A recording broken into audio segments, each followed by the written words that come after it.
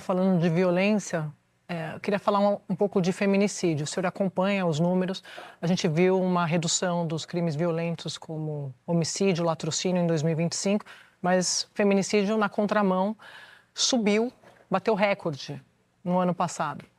4%. 4 mulheres morrem em média no Brasil por dia. Eu li o programa de governo do senhor, se eu estiver errado, o senhor me corrija, mas não tem nada sobre feminicídio. Eu queria saber qual que é o plano do senhor para combater o feminicídio. Não só feminicídio, como violência contra a mulher como um todo, ele está inserido no contexto da lei de responsabilidade gerencial. O que é lei de responsabilidade gerencial?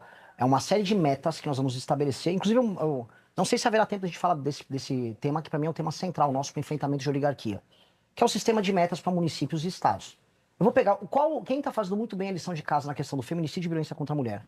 Novamente, alguém que está apoiando o meu adversário, Flávio Bolsonaro, mas eu tenho que ser justo. Tanto o prefeito Ricardo Nunes quanto o governador Tarcísio. Mas por que não tem nada no plano do senhor? Específico? Porque isso está no sistema de metas. O senhor não acha que o feminicídio... Não, porque a maior parte das políticas são estaduais e municipais para atender isso. Mas o senhor não acha que... Eu acabei de dar os números. O senhor acompanha o tema de segurança, de combate à violência. Isso não deveria ser destacado? Eu destaco nas minhas falas, eu tenho vídeos gravados, eu tenho participações em congressos e eventos que eu trato desse assunto. Mas o senhor tem algum problema contra a palavra feminicídio? Não, eu tenho um problema muito específico contra querer ficar fazendo proselitismo, fingindo que se preocupa, como é o caso do Flávio, que ficou querendo dar celular agora para falar que gosta de mulher. Mas porque você falou, não quero fazer proselitismo fingindo que me preocupa. O senhor não se preocupa? Não, me preocupo, mas não vou fazer proselitismo vagabundo. Mas o senhor não acha que é urgente? Eu acho que é urgente o tema do enfrentamento à violência contra a mulher, sim. Por isso que isso entra na lei de responsabilidade gerencial. É um dos 10 temas que vão estabelecer as métricas para municípios e estados, para avaliação. Porque as principais políticas que estão sendo tocadas para enfrentamento à violência contra a mulher estão sendo tocadas em municípios e estados. O uso das polícias e das guardas civis. A política que está sendo tocada em São Paulo vai ser o padrão para a gente estabelecer como a métrica geral para a lei de responsabilidade gerencial nos municípios brasileiros. Desculpa, a lei de responsabilidade gerencial, o que tem sobre feminicídio lá? Deixa eu explicar. Você leu lá o livro amarelo? Li. O que a lei de responsabilidade gerencial estabelece? KPIs, indicadores de desempenho em áreas fundamentais. Por exemplo, você falou, eu não vi feminicídio. Eu não vi, ou quase não tem, eu falando sobre saneamento básico no livro amarelo. E é um tema importantíssimo. E por quê? Porque a execução de políticas de saneamento básico, ela está, deixa eu complementar aqui, que é importante, ela está dada nos entes municipais, ou até consórcio de municípios, e entes estaduais. O governo federal pode ajudar com financiamento. Lá nos indicadores da lei de responsabilidade gerencial, que são colocados para os municípios, está ali saneamento básico, cobertura de água, cobertura de esgoto, desempenho escolar, SAEB, DEB. Vacina.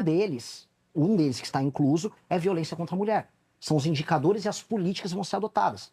E essas políticas são adotadas pelos municípios. E o governo federal cobra. Se o prefeito não entrega esses indicadores, de acordo com a nossa regra da lei de responsabilidade gerencial, ele pode se tornar inelegível. E se ele consegue entregar essas metas, com as políticas que serão auxiliadas, inclusive, pelo governo federal, aí ele fica graduado para receber, por exemplo, mais emendas. Mas então o combate ao feminicídio o senhor está reduzindo a um tema gerencial, é isso?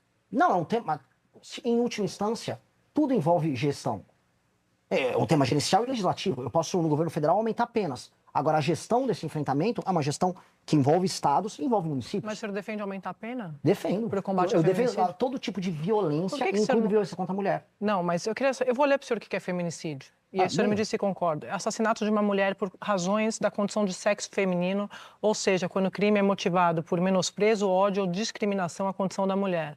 Eu já falei várias vezes aqui, eu falo sempre na Globo News, esses dados mostram sempre que os contextos onde esses feminicídios acontecem é de violência doméstica e familiar. O senhor acha que isso aqui não existe? Quem disse que eu não acho? Estou perguntando. Não, eu acho que existe sim. Inclusive não é reportado. Inclusive, assisti um podcast teu falando com uma pastora evangélica muito interessante sobre isso.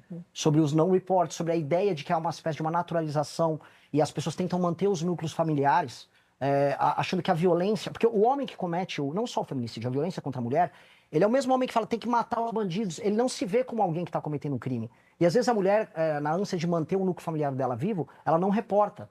Então você tem um número gigantesco de casos não reportados. Eu estou falando isso, candidato, para explicar, porque a pena foi aumentada no ano passado. Se fosse um caso só de endurecer a pena... Mas eu não acho que seja só endurecer. Não, mas é porque o senhor falou, eu sou a favor, né? Qual que é o plano, qual que é a ideia, qual que é o detalhe? Falta isso. Vou dar um exemplo. Eu vou dar um exemplo. Candidato, o senhor falou da lei de responsabilidade gerencial. Eu confesso que custei a encontrar uma prioridade do seu governo para redução de feminicídio. Desculpa, eu falo pouco de saneamento básico e minha campanha toda eu tratei do assunto, mas o livro não fala. Porque são políticas federativas. Você tem entes federativos responsáveis por isso. O município de São Paulo, para ser claro, o município de São Paulo tem uma política sensacional. Eu já gravei com a Amanda sobre isso. Uma mulher que ela consegue uma medida protetiva, ela recebe um aplicativo com outro nome. Se ela sente que que ela tem a medida restritiva, está aproximada, ela chama a polícia municipal, a Guarda Civil Metropolitana, aciona carros para ajudar ela. Você tem aluguéis sociais. Todas essas políticas que a Prefeitura de São Paulo adotou são políticas que a gente tem que adotar em âmbito nacional. A lei de responsabilidade gerencial vai estabelecer, dando determinado peso orçamentário para municípios que têm mais ou menos dinheiro, as regras para elas estabelecerem essas políticas. A regra é inspirada no modelo paulistano. E a de Estado ao governo do Estado de São Paulo. O governo do Estado de São Paulo está fazendo um baita trabalho. Usar o Smart Sampa, como eles estão usando, para pegar um cara que cometeu uma violência contra a mulher, é um elemento central disso. Usar tecnologia, por exemplo, o governo do Estado de São Paulo veio com a tornezeleira eletrônica, ela tem o rastreamento, a geolocalização, e a mulher tem a geolocalização do celular.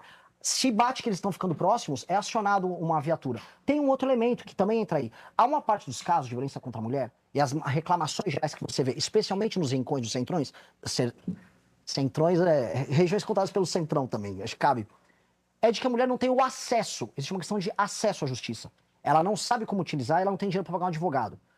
Que eu continuar, vocês falaram que eu não me importo com o assunto, os plantões de defensoria pública vão todos nessa linha. Eu preciso ter plantões de defensores públicos para, eventualmente, uma mulher que precisa de uma decisão liminar contra um agressor, um ex-namorado, que é um stalker, e que ela precisa de decisão, esteja presente.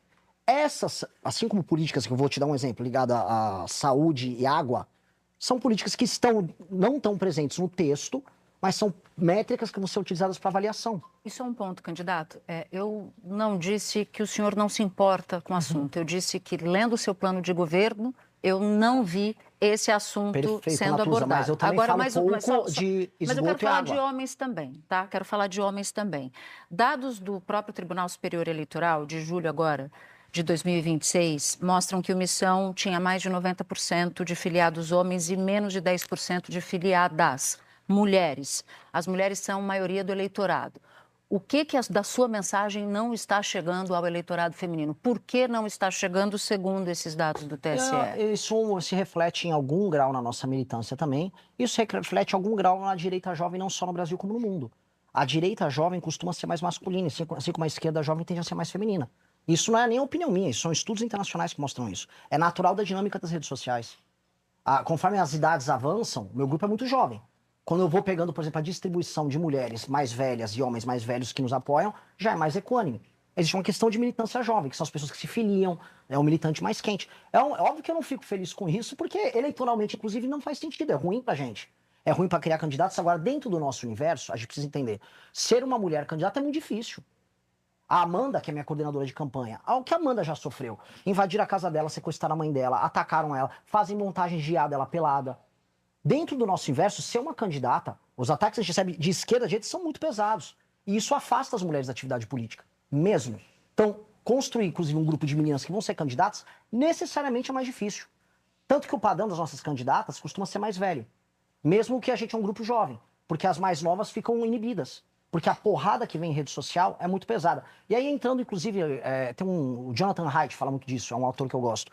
Ele fala da ansiedade que existe por conta das redes sociais. As mulheres são mais afetadas por depressão e ansiedade por conta do uso das redes do que os homens. A mulher jovem da geração Z, que é minha geração que eu sou, talvez dominante, meu grupo político seja nesse bloco, a mulher da geração Z está muito ansiosa.